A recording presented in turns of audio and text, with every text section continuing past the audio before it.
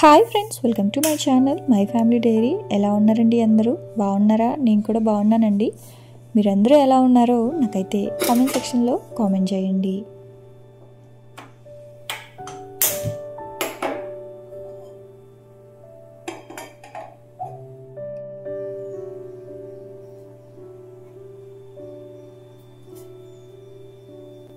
ఇంక ఇక్కడైతే ఇవాళ నేను ఎర్లీ మార్నింగ్ వ్లాగ్ అయితే స్టార్ట్ చేశానండి.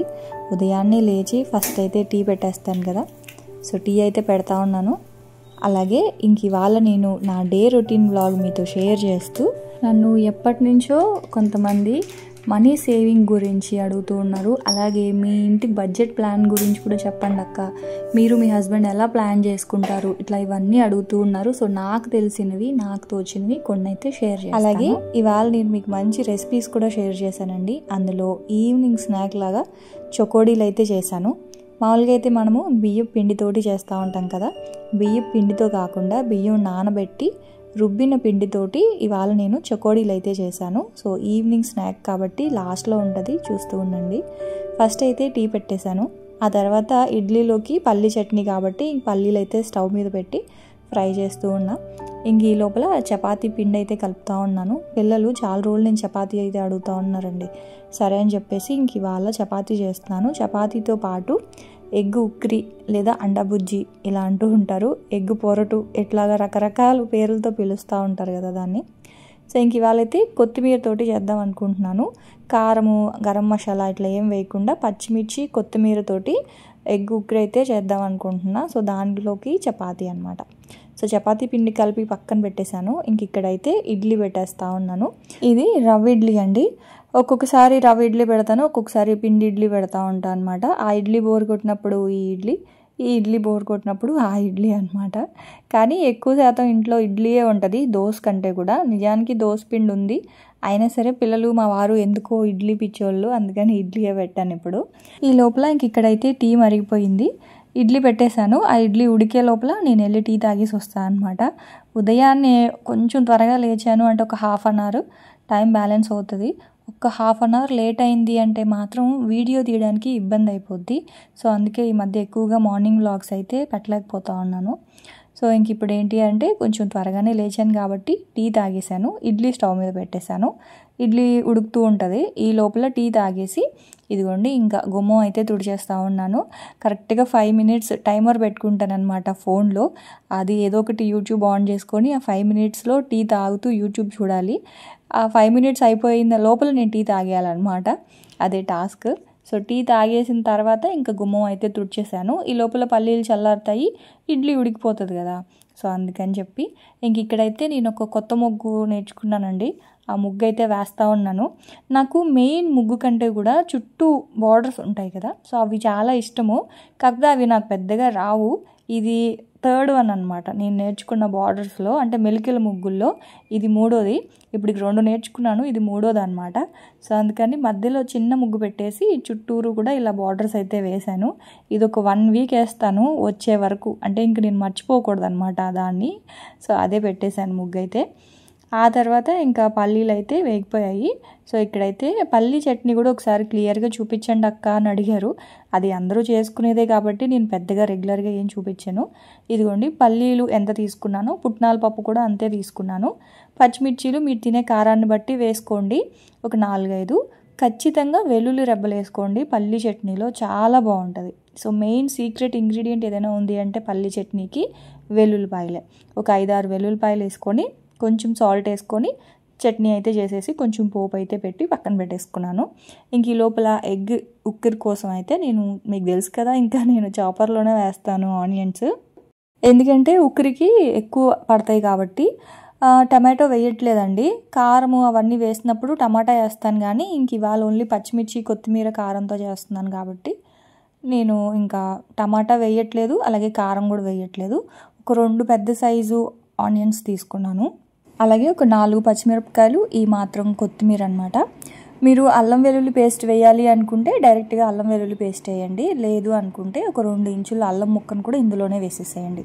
నేను అల్లం వెల్లుల్లి పేస్ట్ అయితే వేద్దాం అనుకుంటున్నాను. అలాగే కొంచెం కరివేపాకు, కొత్తిమీర, కరివేపాకు, పచ్చిమిర్చి, ఆనియన్స్ని బాగా ఇలా చాప్ చేసుకోవాలి. ఇక్కడ పెద్ద సైజు ఉల్లిపాయలు 2 తీసుకున్నానండి, ఒక 6 ఎగ్స్కి. సో అంటే ముగ్గురికి రావాలి కాబట్టి. ఇవాళ నేను నాన్ వెజ్ తినను, సో ఇంకా మా వారికి పిల్లలకి మాత్రమే అనమాట. సో అవైతే ఇంకా మంచిగా చాప్ చేసేసాను. ఇంకా ఇడ్లీ అయితే ఉడికిపోయింది. ఇంకా ఇడ్లీని అయితే అటువైపు పెట్టేసి అండా బుజ్జి కోసం అయితే కడాయి పెట్టేసుకుంటా ఉన్నాను. చాలామంది ఈ చాపర్ని గిఫ్ట్గా ఇవ్వాల్సింది భారతి గివేవేలో అని చెప్పి అడుగుతూ ఉన్నారు. నాకు అర్థం కానిది ఏంటి అంటే ఈ చాపర్కి నిజంగా చాలామంది ఫ్యాన్స్ ఉన్నారండి. అంటే చాలా రకాల చాపర్స్ ఉన్నా కూడా ఈ చాపర్కి ఎందుకు మీకు అంత నచ్చిందో నాకు అర్థం కావట్లేదు. నేనేదో అప్పుడు ర్యాండమ్గా ఏదో అలా రివ్యూస్ చూసి బాగుంది కదా అని చెప్పి తీసుకున్నాను.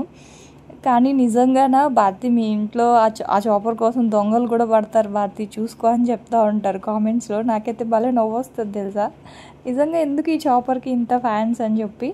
ఇంకోటి ఏంటంటే నువ్వు వాడినట్టు ప్రపంచంలో చాపర్ ఎవ్వరూ వాడరేమో అని కూడా కామెంట్ పెడతా ఉంటారు. నాకైతే భలే నవ్వు వస్తుంది, నేను ఎక్కువ నవ్వుకుంటాను ఆ కామెంట్కి మాత్రం.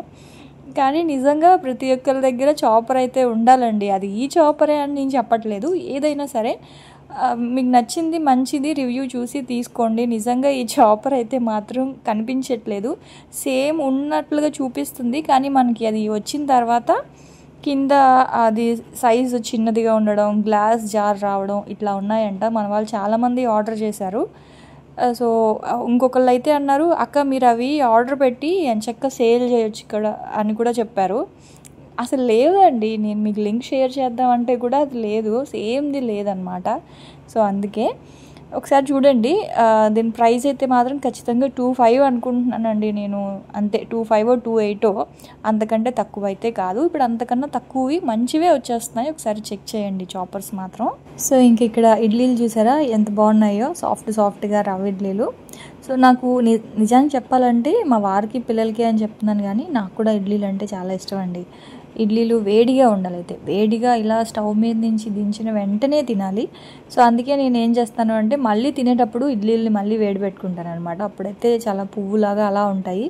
దీంతో కారం కానీ అల్లం పచ్చడి కానీ ఉంటే నేను కూడా ఒక 4 ఇడ్లీల వరకు తింటానండి. మామూలుగా అయితే ఓన్లీ పల్లి చట్నీ అయితే 2 3 కూడా కష్టమే, 3వది కూడా ఇంకా తినాలి కదా అన్నట్లుగా తింటాను. కానీ అల్లం పచ్చడి కారం కనుకుంటే 4 ఇడ్లీలు తింటాను అనమాట. సో ఇంకా ఇడ్లీలు అయితే పెట్టేశాను, మా వారు ఇంకా రెడీ అవుతూ ఉన్నారు. ఫస్ట్ అయితే పిల్లలకు పెట్టేసా, వాళ్ళు తినడానికి టైం పడుతుంది కాబట్టి. సో ఇంక ఇక్కడైతే ఉల్లిపాయ, పచ్చిమిర్చి, కొత్తిమీర ఇవన్నీ కూడా మంచిగా వేగిపోయాయి. అందులో ఒక 1/2 స్పూను అల్లం వెల్లుల్లి పేస్ట్, కొంచెం ఉప్పు, పసుపు వేసేసాను. సో వేసేసిన తర్వాత ఇంకా సిమ్లో పెట్టేసి ఎగ్స్ కట్ చేసి వేసేయాలి. ఎగ్స్ వేసేసి వెంటనే ఇలా కదిపేయకూడదండి, కదిపేయకుండా అట్లా ఎగ్స్ని అలా వేసేసి లైట్గా కలపాలి. ఆ ఎల్లో ఉంది కదా, ఆ ఎల్లో వరకు కొంచెం ఇలా మిక్స్ చేయండి, అంతే, మొత్తం అంతా కలిపేయకుండా. తర్వాత మూత పెట్టేసి లాస్ట్లో కలుపుకుంటే చాలన్నమాట. ఆ ఎల్లో వరకు జస్ట్, లేదంటే ఆ ఎల్లో అలా ముద్దలాగా ఉండిపోద్ది కాబట్టి ఆ ఎల్లో వరకు కలిపేసి మూత పెట్టేస్తే ఆవిరికి కొంచెం అదంతా కూడా బాగా ఉడికిపోద్ది. తర్వాత మనం మళ్ళీ కలుపుకోవచ్చు అనమాట లాస్ట్లో. సో ఇది అన్నంతో పప్పుచారు ఇట్లాంటివి పెట్టుకున్నప్పుడు కూడా ఈ ఎగ్ కర్రీ చాలా బాగుంటుందండి. కాకపోతే ఇవాళ నేను తినను, కానీ మా వారికి పిల్లలకి ఇది చపాతీతో కూడా చాలా బాగుంటుందండి. మధ్యలో పెట్టేసి మనం ఇలా రోల్ లాగా చేసి ఇచ్చేస్తున్నా కూడా చాలా బాగుంటుంది, కొంచెం కెచప్ ఇట్లాంటివి, మయోనీస్ ఇలాంటివి వేసేసి. కాకపోతే ఇంక ఇవాళ అవన్నీ ఏం లేదు, జస్ట్ కర్రీలాగా పెట్టేసి చపాతీ పెట్టేశాను అనమాట. సో ఇంక ఇక్కడైతే చపాతీలు చేస్తూ ఉన్నా, ఒకవైపు కూర అయితే అవుతూ ఉంటుంది. అయితే నేను మీతో ఒక చిన్న విషయం మాట్లాడతానండి అని చెప్పాను కదా, సో దాని గురించి మాట్లాడుతూ ఉంటాను, మీరైతే నా డే రొటీన్ని చూస్తూ ఉండండి. సో ఇంక విషయంలోకి వెళ్ళిపోతే నాకు రెగ్యులర్గా కొన్ని కామెంట్స్ వస్తూ ఉంటాయండి. అదేంటి అంటే, భారతి మనీ సేవింగ్ టిప్స్ చెప్పండి, మీరు మీ బడ్జెట్ మీరు ఎలా వేసుకుంటారు, మీరు మీ మనీని ఎలా సేవ్ చేసుకుంటారు, తర్వాత ఇంట్లో ఎక్కువగా ఎవరు ఖర్చు పెడతారు, ఆ డెసిషన్ మనీ ఖర్చు పెట్టేటప్పుడు డెసిషన్ ఎవరిది, మీదా మీ వారిదా. నాకైతే చాలా నవ్వు వచ్చిందండి. అయితే దాని గురించి తర్వాత మాట్లాడతాను. మెయిన్గా సేవింగ్స్ టిప్స్ గురించి అడుగుతున్నారు కదా. మనం మనీని సేవ్ చేసే కంటే ముందు ఒకటి ఆలోచించాలండి. మెయిన్గా సెల్ఫ్ కంట్రోల్ అయితే మనకు ఉండాలి. ఎందుకంటే ఇవాళ రేపు ఆన్లైన్ షాపింగ్స్ అనేవి చాలా ఎక్కువైపోయాయి. అసలు ముందు సేవ్ చేయాలి అంటే మనం అప్పు ఉండకూడదు కదా ఫస్ట్. సో ఇప్పుడు ఏమవుతుంది, మనకి శాలరీ ఇలా పడగానే మనం ఈఎంఐలో అవి ఇవి కొనుక్కోవడం వల్ల వచ్చిన అమౌంట్ అంతా సేవ్ చేయడం పక్కన పెట్టండి, ఆ ఈఎంఐస్కే వెళ్ళిపోతుంది. కాబట్టి ఫస్ట్ మనం చేయాల్సింది ఏంటి అంటే, ఎట్టి పరిస్థితిలో బాగా ఎమర్జెన్సీ అయితే తప్పనిచ్చి, ఎట్టి పరిస్థితుల్లో అట్రాక్ట్ అయిపోయి ఆఫర్లో మెయిన్గా ఇప్పుడు ఆఫర్స్ వస్తూ ఉంటాయి కదండి మనకి, బిగ్ బిలియన్ డేస్ అని చెప్పి, లేకపోతే ఇంకోటి చాలా వస్తూ ఉంటాయి కదా, గ్రేట్ ఇండియన్ సేల్ అని. సో ఇలాంటి ఆఫర్స్ పెట్టి మనల్ని అట్రాక్ట్ చేస్తూ ఉంటారు. అవి కొనండి, దాని మీద ఇంత తగ్గింది, దీని మీద అంత తగ్గింది అని చెప్పేసి. సో అలా ఆఫర్స్ పెట్టినప్పుడు మనకు అవసరం, చాలా అత్యంత అవసరమైనప్పుడు కొనుక్కోవడంలో తప్పు లేదండి, ఖచ్చితంగా వస్తూ ఉండాలి మనకి. అలా కాకుండా అవసరం లేకపోయినా ఆఫర్లో వస్తుంది కదా అని చెప్పేసి ఎట్టి పరిస్థితిలో ఈఎంఐలో కొనకండి. ఈఎంఐ అనేది నిజంగా ఒక పెద్ద ఊబి లాంటిదండి. ఒక్కసారి అందులోకి వెళ్ళాము అంటే ఇంకా అలా లాగుతూనే ఉంటుంది. సో ఫస్ట్ మనం చేయాల్సిన పని ఏంటి అంటే, అస్సలు ఈఎంఐ ఆప్షన్స్ ఉండేలాగా ఏవీ కొనకండి. మనకి ఏదైనా అవసరం ఉండి కొనాలి అనుకుంటే సేవ్ చేసిన అమౌంట్తో బల్క్ అమౌంట్ తీసుకెళ్ళి కట్టి కొనుక్కోవడం చాలా బెటర్. అలా కాదు, మనకి చాలా అత్యంత అవసరం, మన దగ్గర అమౌంట్ అంత లేదు అనుకున్నప్పుడే ఈఎంఐ ఆప్షన్కి వెళ్ళండి. సో కానీ ఖచ్చితంగా 99% ఈఎంఐ జోలికి వెళ్ళకండి. సో అదొకటి. ఇంకొకటి, సేవింగ్స్ గురించి చెప్పు భారతి అని అడుగుతున్నారు. సేవింగ్స్ గురించి అంటేనండి, ఇవాళ రేపు అసలు సేవింగ్స్ అంటే మెయిన్గా మన దగ్గర ఉన్న అమౌంట్ని మనం జాగ్రత్త చేసుకుంటే అదే సేవింగ్ అండి. అంటే ఎందులో పెడదామన్న రిస్క్తో కూడినవి ఉంటున్నాయి. సెక్యూర్డ్గా ఉండాలి అంటే కొన్ని ఉన్నాయండి, కానీ దానికి అంత ఎక్కువ మనకి ఇంట్రెస్ట్ రేట్ అనేది అంత ఎక్కువ రాదు. ఏంటంటే ఫర్ ఎగ్జాంపుల్ బ్యాంక్లో మనం డిపాజిట్ చేసుకోవచ్చు అమౌంట్ని, లేదు అనుకుంటే ఎస్ఐపి గురించి కూడా నేను ఈ మధ్యకాలంలో బాగా వింటున్నాను. కాకపోతే నాకు అంత ఎక్కువ తెలీదు, మా వారికి తెలుసు, కానీ నాకైతే దాని గురించి అంత ఎక్కువ తెలీదు. ఎస్ఐపిలో ప్రతి నెల ఇంత అమౌంట్ అని కడితే మనకి 10 years 15 years లేదా 20 yearsకి అంటే లాంగ్ టర్మ్లో ఎక్కువ బెనిఫిట్స్ ఉంటాయి అని చెప్తున్నారు.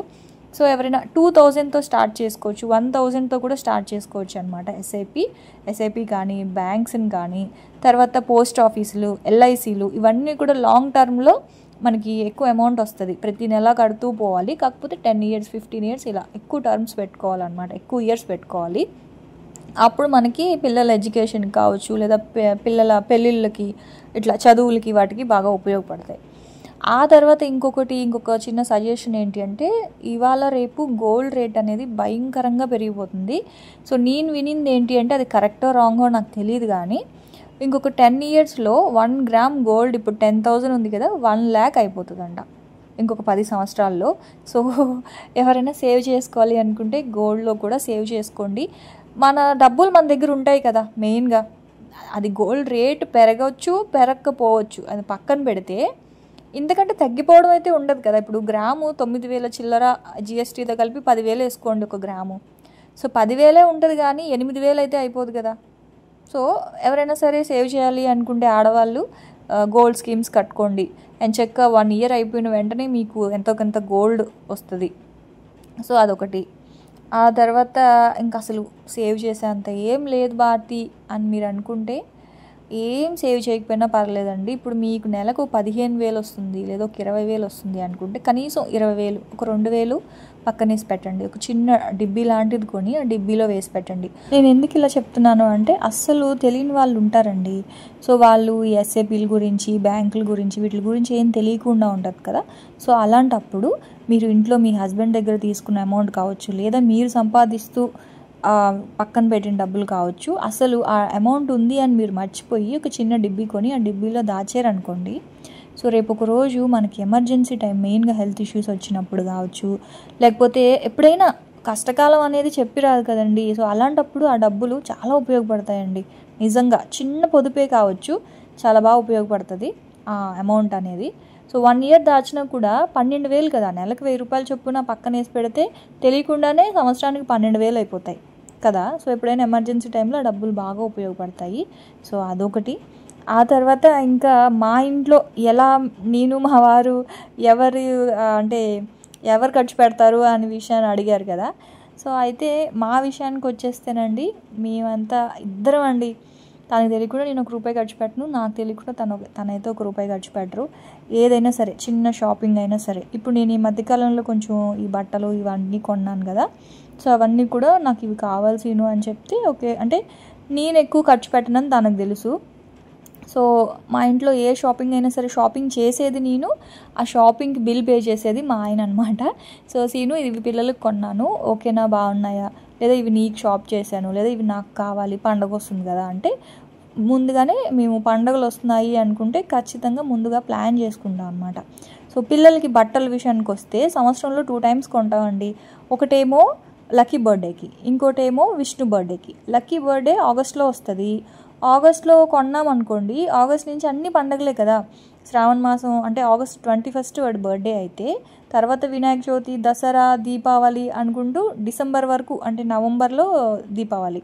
సో ఇట్లా ఈ 3 పండగలకి అలాగే వాడి బర్త్డేకి కలిపి ఒక 4 pairs అలా కొంటాను. బర్త్డే కొనే పేర్ మాత్రం మంచిది కొంటాను, మిగతావి మాత్రం జస్ట్ డైలీ వేర్కి ఉండేలాగా క్యాజువల్స్ కొంటాను అనమాట. అలా ఒక 4-5 pairs పెట్టేస్తాను. అవే ఆ 4-5 months వాడేస్తాడు. మళ్ళీ డిసెంబర్లో విష్ణు బర్త్డే వస్తుంది. December 6th వాడి బర్త్డే అనమాట.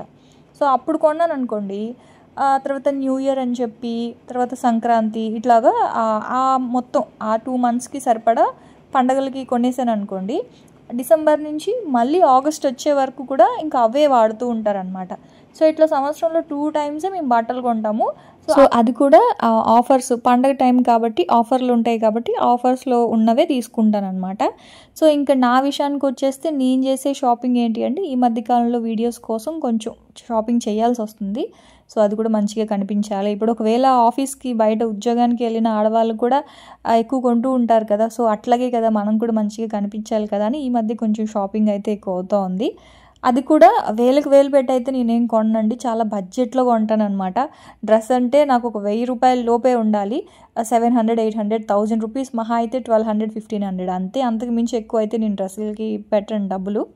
అది కూడా బాగా నచ్చింది అంటేనే అనమాట. సో అది మీకు తెలిసే ఉంటుంది, నేను మీకు చూపించే బట్టలు అన్నీ కూడా చాలా బడ్జెట్లోనే చూపిస్తూ ఉంటాను కదా. సో అది ఇంకా ఖర్చు విషయానికి వచ్చేస్తేనండి, ఎలా అంటే అన్నీ కూడా మా వారు క్రెడిట్ కార్డులోనే పెట్టేస్తారండి. కార్డు ఉంటుంది కదా, so groceries, current bill, gas, ఆ తర్వాత ఇట్లా ఈఎంఐస్. సో మీకు చెప్పాను కదా, ఈఎంఐస్ మాత్రం అస్సలు పెట్టుకోకండి అని చెప్పి. సో ఇది నా పర్సనల్ ఎక్స్పీరియన్స్ అనమాట అది. ఎందుకంటే ముందు మనం మనీ సేవ్ చేయాలి అంటే ముందు ఈఎంఐస్ ఉండకూడదు కదా.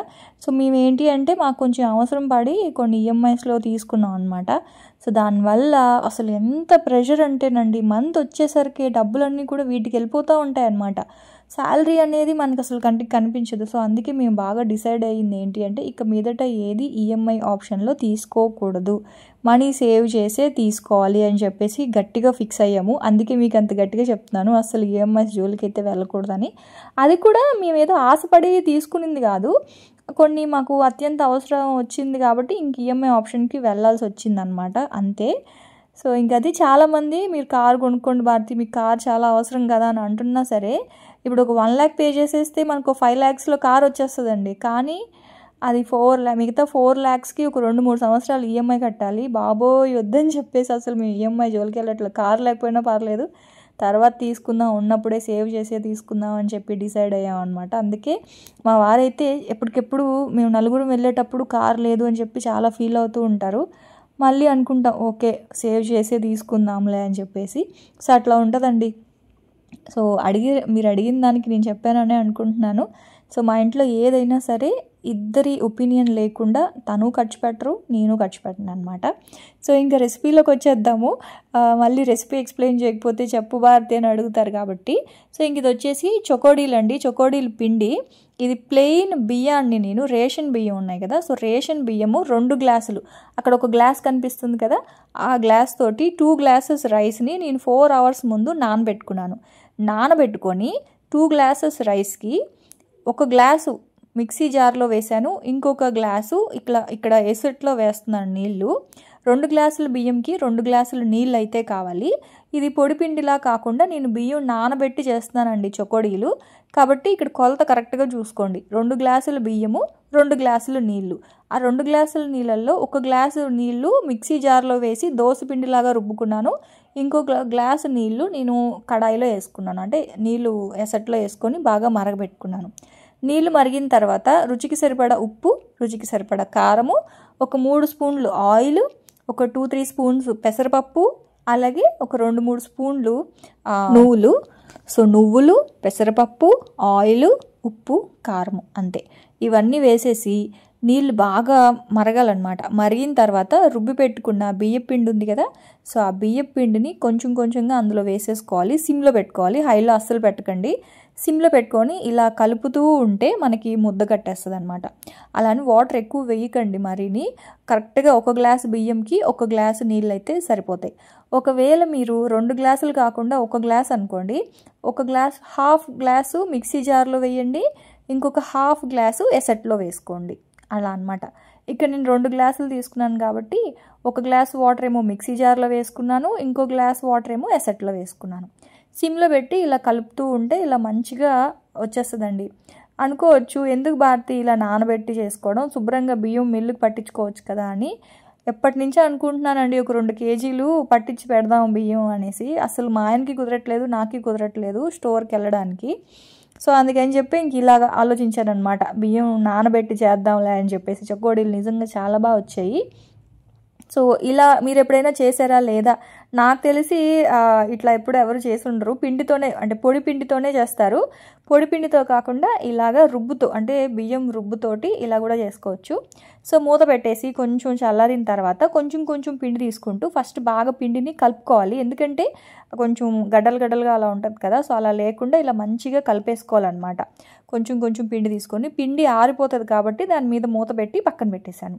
ఇప్పుడు ఇలా చిన్న చిన్న బాల్స్ చేసుకుంటూ, మీకు చిన్నవి చిట్టి చిట్టి చకోడీలు కావాలి అంటే చేసుకోవచ్చు. కొంచెం పాల తాలికల్లాగా ఇలా చేసుకొని చిన్నవి అయినా చుట్టుకోవచ్చు. అంతంత చిన్నవి చుట్టాలి అంటే చేతులు పోతాయి కాబట్టి నేనైతే కొంచెం పెద్ద పెద్దవిగా చేస్తున్నాను. సో ఇదైతే మాత్రం ఇలా పెద్ద పెద్దవిగా చేయొచ్చు అని నాకు నిజంగా తెలియదు, ఒక షార్ట్లో చూశాను అనమాట. సో వాళ్ళైతే పొడిపిండితో చేశారు. ఇలా బియ్యం నానబెట్టి చేయాలి అనేది మాత్రం నా ఐడియానే అనమాట. సో మీరు కూడా ఎప్పుడైనా ఇలా చేశారా లేదా అనేది మాత్రం నాకు చెప్పండి. ఆ తర్వాత ఇలా చిన్న చిన్న చకోడీలు కాకుండా కొంచెం పెద్ద సైజు చకోడీలని ఇలా చేసేసుకుంటే కొంచెం టైం సేవ్ అవుతుంది. ఒక 4 తినే దగ్గర ఒకటి తింటే సరిపోతుంది అనమాట. ఇదిగోండి ఇలాగా అన్నీ కూడా నించొని కాకుండా కూర్చొని చేసుకుంటే కొంచెం ఖాళీగా ఉన్నప్పుడు కొంచెం కాళ్ళ నొప్పులు రాకుండా ఉంటాయి. సో నేను వీడియో కోసం ఒక 4 అయితే ఇలా నించొని చేశాను, మిగతావి అయితే మాత్రం కూర్చొని చేశాను అనమాట. చక్కగా టీవీలో సినిమా పెట్టుకొని ఆ సినిమా చూస్తూ ఇవి అయితే చేసేసాను. సో ఇప్పుడు వీటన్నిటిని కూడా ఇలా ఒక ప్లేట్లో పెట్టేసుకొని ఆయిల్లో ఫ్రై చేసుకోవడమే. అయితే ఇవి లావుగా ఉన్నాయి కదండి, ఆయిల్లో హై ఫ్లేమ్లో కాకుండా మంటను తగ్గించి మీడియం ఫ్లేమ్లో కనుక ఫ్రై చేసుకుంటే అప్పుడు మనకి చక్కగా లోపలంతా కూడా బాగా వేగుతాయి అన్నమాట, గుల్లగా వస్తాయి. అయితే ఇది మీరు ఎట్టి పరిస్థితుల్లో హై ఫ్లేమ్లో మాత్రం ఫ్రై చేసుకోకూడదు. ఇదిగోండి. సో నేనేంటి అంటే జంతికల గొట్టంలో కూడా వేసి ట్రై చేశాను, కాకపోతే జంతికల గొట్టంలో నాకు ఇలా ప్లెయిన్గా ఉండేవి లేవు. ఒకవేళ మీ దగ్గర హోల్స్ పెద్దవిగా ఉండి జంతికల గొట్టంలో రౌండ్ హోల్ ఉన్నది కనుక ఉంటే మీరు జంతికల గొట్టంలో కూడా వేసుకోవచ్చు. నా దగ్గర జంతికల గొట్టంలో చిన్న చిన్నవి ఉన్నాయి, చిన్న హోల్స్ ఉన్నట్టువే ఉన్నాయి, అది కూడా స్టార్ లాగా ఉంది. సో బాగా రావట్లేదని చెప్పి ఇంక నేను చేత్తోనే చేసుకున్నాను. నూనె మాత్రం బాగా వేడిగా ఉండాలి, బాగా మసులుతూ ఉండాలి. ఆ తర్వాత మంటని మీడియం ఫ్లేమ్లోకి పెట్టేసుకోవాలి. మీడియం ఫ్లేమ్లోకి పెట్టేసుకొని కదపకూడదండి, కనీసం ఒక 2-3 నిమిషాల పాటు వీటిని కదపకుండా అలాగే ఉంటే ఆ నురగ ఆయిల్ బాగా మరుగుతుంది కదా, సో ఇలా అవుతుంది అనమాట. నూనె ఆ మరగడం అనేది కొంచెం తగ్గుతుంది. సో తగ్గినప్పుడు అప్పుడు అవి వేగినట్టు. ఇప్పుడు గరిటతోటి ఇట్లా వేరు చేసేసుకుంటే ఒకటి ఒకటి అంటుకోకుండా బాగానే వచ్చేస్తాయి అన్నమాట. ఇవి కానీ చెక్కలు కానీ జంతికలు కానీ ఒకదాని మీద ఒకటి ఉన్నా సరే అవేమి అంటుకోవండి, విడిపోతాయి, ఎందుకంటే నూనెలో వేసాం కాబట్టి.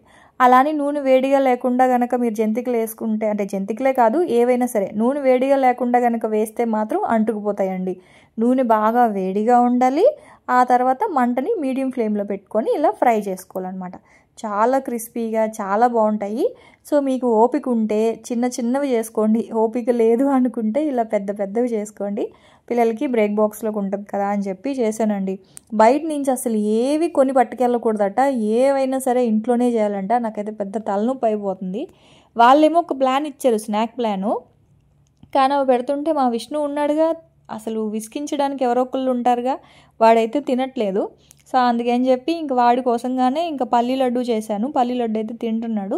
ఇంకా డ్రై ఫ్రూట్స్ లడ్డు అయితే అడిగాడు. సో సరుకులు నేను అన్నీ ఒకసారి తెచ్చుకుందాంలే అని చెప్పేసి ఆ డ్రై ఫ్రూట్స్ అవన్నీ డీమార్ట్కి వెళ్ళి తెచ్చుకుందాం అని చెప్పేసి ఆగాను. ఇంకా మళ్ళీ మంత్ స్టార్ట్ అయిపోయింది కాబట్టి ఇంకా ఒకసారి కిచెన్ అంతా క్లీన్ చేసేసుకొని అప్పుడు సరుకులన్నీ తెచ్చుకోవాలి. పిల్లలకి జంతికలు కానీ చకోడీలు కానీ బాగా ఇష్టంగా తింటారండి. సో ఇంక ఇవాళ స్నాక్ అయితే ఏం చేయలేదు, త్వరగా భోంచేసేస్తున్నాం కాబట్టి ఈవినింగ్ టైం స్నాక్స్ అయితే పెద్దగా చేయట్లేదు. ఇంకా పిల్లలకి పాలు ఇచ్చేస్తున్నాను, నాకు మా వారికి అయితే టీ పెట్టుకొని తాగేస్తూ ఉన్నాం అనమాట.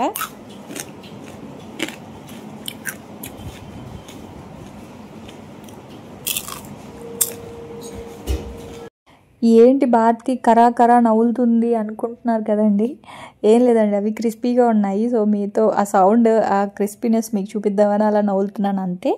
ఇంకా నేనైతే ఒక 4 చకోడీలు తినేసి ఒక కప్పు టీ అయితే తాగేసాము. ఈవినింగ్ స్నాక్స్ అయితే అయిపోయాయి. ఇంక వ్లాగ్ అయితే నేను ఇక్కడితో ఎండ్ చేస్తానండి. రేపటి వ్లాగ్లో మళ్ళీ వస్తాను. సో సాటర్డే రోజు తెలుసు కదండి, సాటర్డే రోజు ఆ గివ్ అవే విన్నర్స్ని నేను సెకండ్ ఛానల్లో అయితే అనౌన్స్ చేస్తాను. సో ఒకసారి ఆ ఛానల్ని కూడా చెక్ చేయండి. 11 o'clockకి వీడియో అయితే పోస్ట్ చేస్తాను ఆ ఛానల్లో అనమాట. సో రేపటి వ్లాగ్లో మళ్ళీ వస్తాను. అప్పటి వరకు ఉంటాను. Bye friends.